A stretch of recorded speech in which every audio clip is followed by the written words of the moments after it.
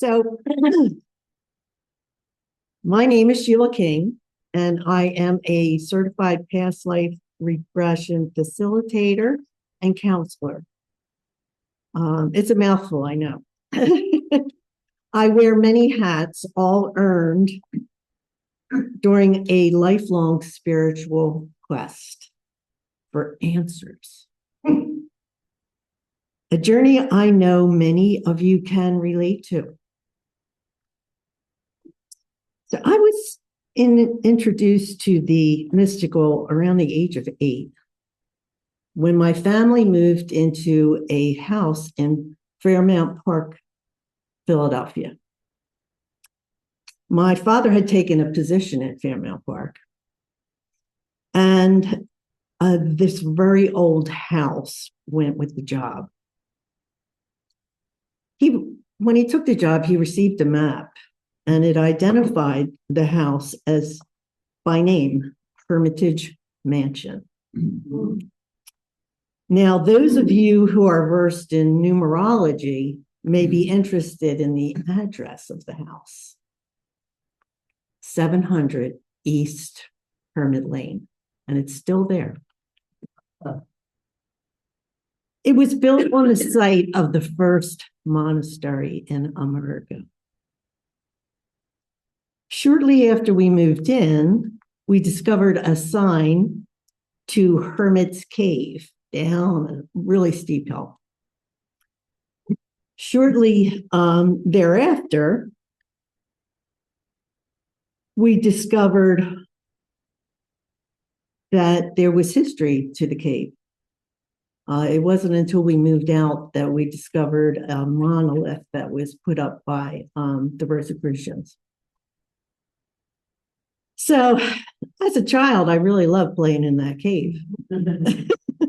And it's where I had my first unexplainable happening. I went into the cave in the morning to play, and all of a sudden, I realized that the light was fading and the sun was setting. I knew instantly I was going to be in trouble with my mom because I didn't go home, not even for lunch. So, of course, when I got home, first question was, well, what were you doing? And I answered, I was playing. I really couldn't remember what I was playing, but it didn't really faze me, 8-year-old kid. So I just shrugged my shoulders and went about my business, and I really didn't think about it again for many, many years. My dad passed away in that house when he was 57. He was not a religious man, but he did tell my mother when he was bedridden a tale that she related to us 5 kids. Oh, man, it was a little unusual. So he told her that men in brown robes came into his room telling him it was time to leave this life. And the time was approaching. They did come in a second time shortly before he passed away. Now, at the time, we didn't know that the house was built on the site of a monastery. When we did find that out, the men in brown robes made sense, since it was the typical garb for monks. But then that would mean that the monks were long gone from the time that they actually lived there. And guess what? During one of my own past life regressions, I was the client. I went back to a lifetime in which I was the monk that lived in that cave. So that's another story for another time. Let's just continue this one. Okay, I was 13 at the time my dad died. And it was that which put me on the path to getting answers about that. And if we lived again on this earth after we died. I was real close to my dad. I questioned my religion, my Catholic upbringing. And when I was in college, I took comparative religious courses that were offered. Still no definitive answers for me. As an adult, I read every book I could find on the esoteric, the mystical, and all that was in between. All the stuff that no one talked about.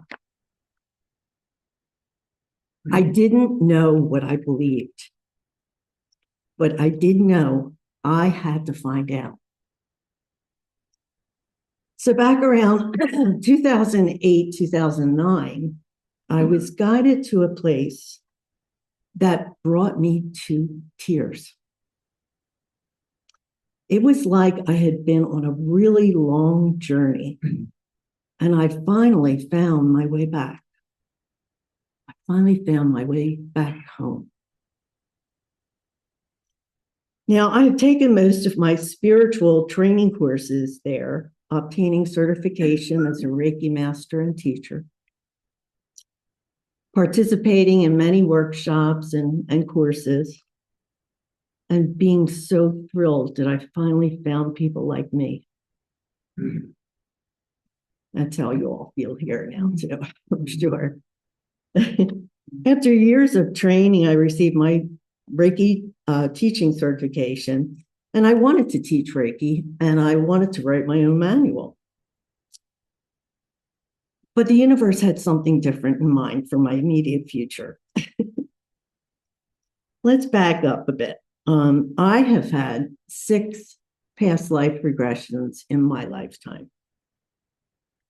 5 of the 6 were facilitated by a member of the ARE, and that stands for the Association for Research and Enlightenment, and it's based out of Virginia Beach, Virginia.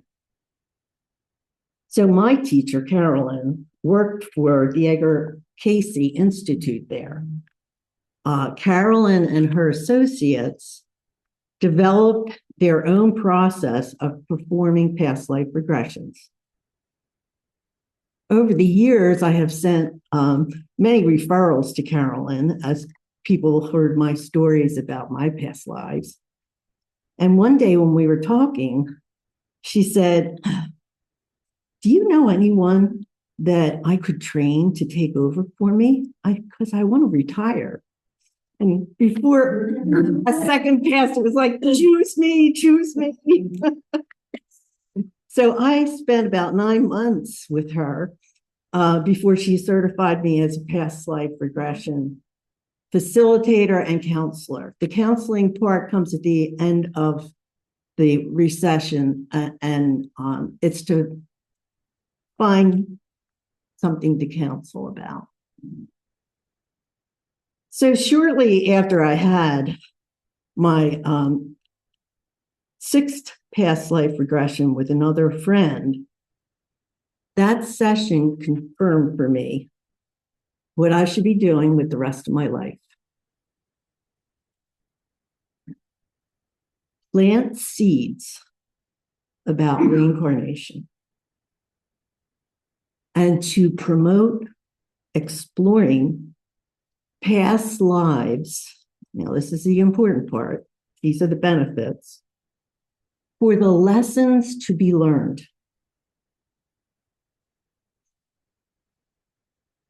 For relationships to be healed. To forgive and be forgiven. To understand how phobias, disease, and emotions become psychological echoes attached to us and carried over to other lifetimes until they are eventually released and healing can occur. Now, I'm going to say that again, because this is the important part. To promote exploring past lives for the lessons to be learned from them, the relationships to be healed, to forgive and be forgiven, to understand how phobias, disease, and emotions become psychological echoes attached to us and carried over to other lifetimes until eventually they are released, and that's how healing occurs. Now, these are just a few of the benefits of recalling past lives. Very often we uncover patterns that are not really serving us anymore in this lifetime. And just recognizing that fact, it is possible to let go of that pattern for good. Embracing the resulting peace and sense of well-being that brings. I truly love what I'm doing. It's so interesting and rewarding.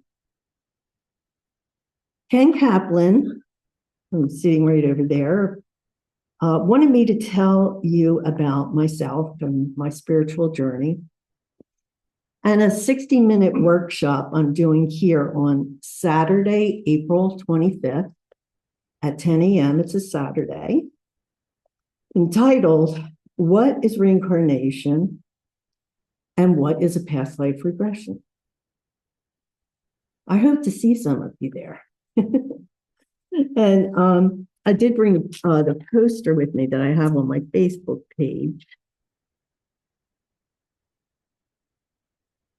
There's the man going up flight of steps into the clouds. And that's kind of pretty much what you do in a past life regression. Okay. So I do perform one-on-one sessions by appointment that last an hour and a half to 2 hours generally. And we cover maybe 1 to 3 lives. You will be in a very relaxed state, but you will be conscious. And I make audio recordings of the past lives so that you can listen to it for additional insights. And that does happen.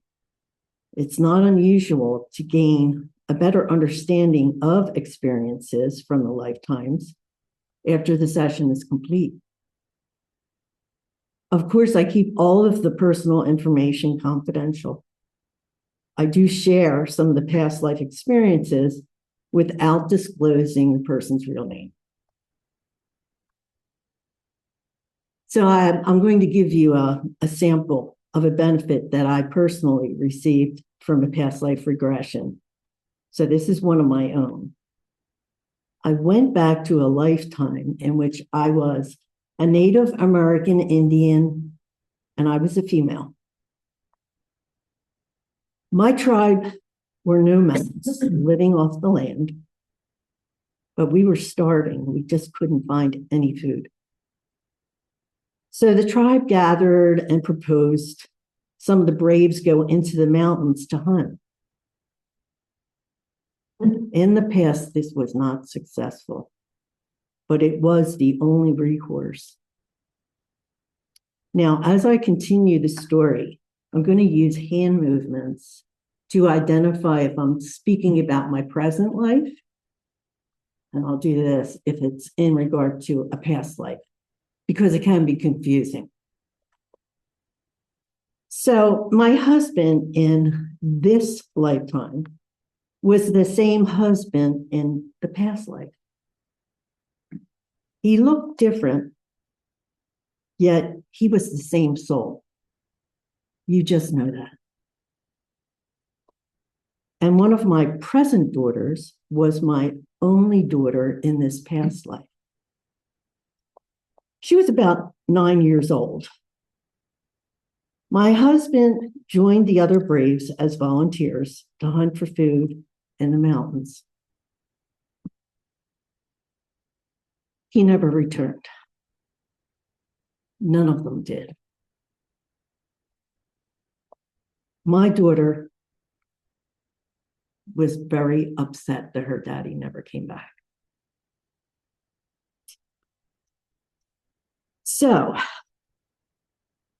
when she was a little girl in his present lifetime, she was definitely daddy's girl. When he walked in that door from work, she was all over him. And it just didn't, the other two kids weren't that way. Let's just say that. So the problem is that my ex-husband, in my present life, left us when she was about 12, difficult age. He left and did not say goodbye. She cried nonstop for weeks, day and night. I mean, it was pretty bad. So viewing this past life provided me with a better understanding of her extreme sadness in this present reenactment. It was very similar. I saw the present lifetime connection of being abandoned linked back to our prior lifetime. I gained a new perspective, a new understanding that helped me to help her out of her emotional turmoil, sadness, and pain. She recently turned 51, and she's still a daddy's girl. She gives 75% to that relationship. And as long as she is accepting of that, so am I. Perhaps the next time they come back and are together in a close relationship, that pattern may be different. It is my hope that she will have the ability to break the pattern and say, I'm not going to continue wanting that same experience. Isn't that the purpose of life? To experience and learn? I get a little emotional when I tell that story.